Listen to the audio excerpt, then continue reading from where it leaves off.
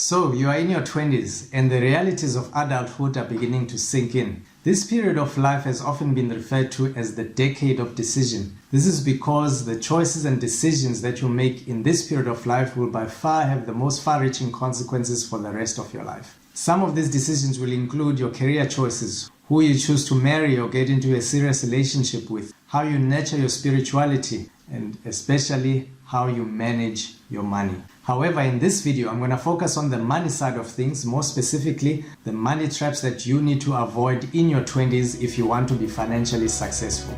You are watching The Financial Metaverse. Money trap number 1, who you listen to. With so much information available out there on the subject of wealth creation, financial planning, money management, and personal finance, it can become so confusing as to who you should listen to. And there's so much good information available out there about how to manage money successfully in your 20s. But how can you tell which advice is good for you? Well, my tip is you should avoid listening to people who don't have what you want and have not been where you are. To state this positively, you should listen to people who have what you want in life and have ideally been where you are. In other words, listen to people who have achieved the things that you want to achieve in life and ideally have been where you are, so that you can relate to their journey, that it becomes believable for you that you can accomplish those things that you are striving to achieve. That is a very crucial key. If such people are hard to find in your circles or community, then you'll find them through books, social media such as LinkedIn, and YouTube channels like this one. So connect with such people. You'll find that they are far more approachable than you may think. Money trap number 2, buying new or luxury vehicles. In South Africa, it is estimated that the average cost of owning and operating an entry-level vehicle such as a Polo Vivo is about 100,000 per year. Think about that for a minute. 100,000 rand a year just for a basic entry-level vehicle. You can imagine how that will drain your financial resources. This figure of course includes the vehicle installment and the fuel costs, which makes up 80% of the total cost. And additional to that is the insurance cost and the general maintenance and upkeep of the vehicle. And as you well know, these costs are set to increase very steeply. I know that in South Africa, owning a personal vehicle has become a necessity due to the often unsafe and unreliable public transport system. However, if you can go without owning a car, do it, and rather save the money until you can pay for it cash. This is of course unless a car is necessary for your occupation or business, or it will aid in your ability to become more productive and therefore enable you to increase your income earning capability. Money trap number 3, not insuring your assets. At this stage of life, you probably don't own much in the form of physical assets such as property, vehicles, and cash in the bank. As such, your most valuable assets at this stage of life is your income earning ability. So if you are currently employed or run a business, the use of your knowledge and skill is what enables you to generate an income. So you are currently trading your skill sets for money.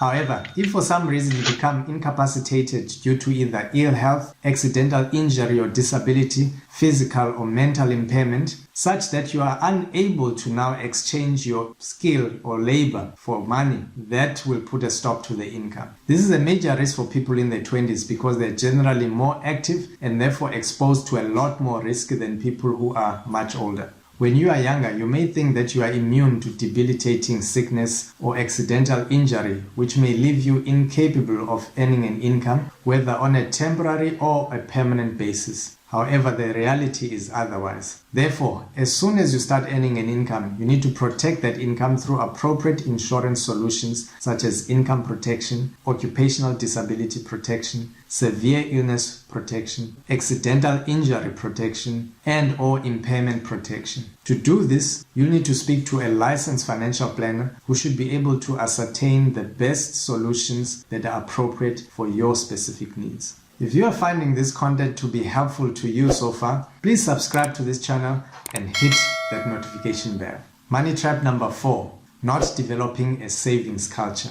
At this stage of your life, you should prioritize saving, as this will be the basis and foundation for long-term wealth accumulation. You should discipline yourself before committing to fixed or variable expenses such as cell phone contracts, clothing accounts, furniture accounts, etc. to save a minimum of 30% of your gross income into a savings and or investment vehicle. Again, you should speak to a licensed financial planner to guide you in crafting a customized investment or saving solution that is specific to you. Money trap number 5, not investing in your financial education. You need to take an active approach in your financial education and dedicate at least 10% of your income towards your financial education. This can be used to buy books around money management, personal finance, wealth creation, financial planning, and so on, to attend seminars, courses, or other events that are relevant to your interest around the subject of wealth creation and personal finance. And also invest in skills that can be utilized to assist you to generate additional income. Skills such as programming, learning how to make YouTube channels, learning how to do search engine optimization or social media marketing, and so on. Skills that can be used practically to add value to other people and generate additional revenue for you. Now I'm going to share with you an important piece of advice that was given to me many years ago, and that is,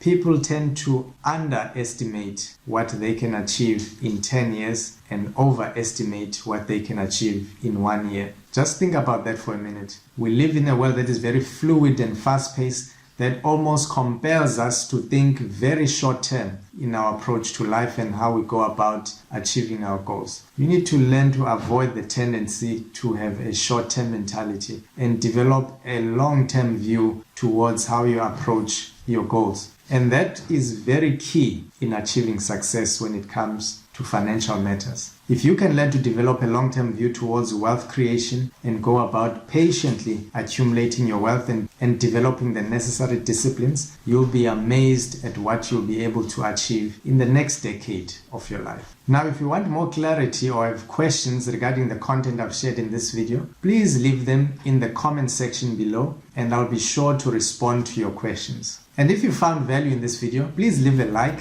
and share this video, as this really helps my channel to grow. And look out for these videos.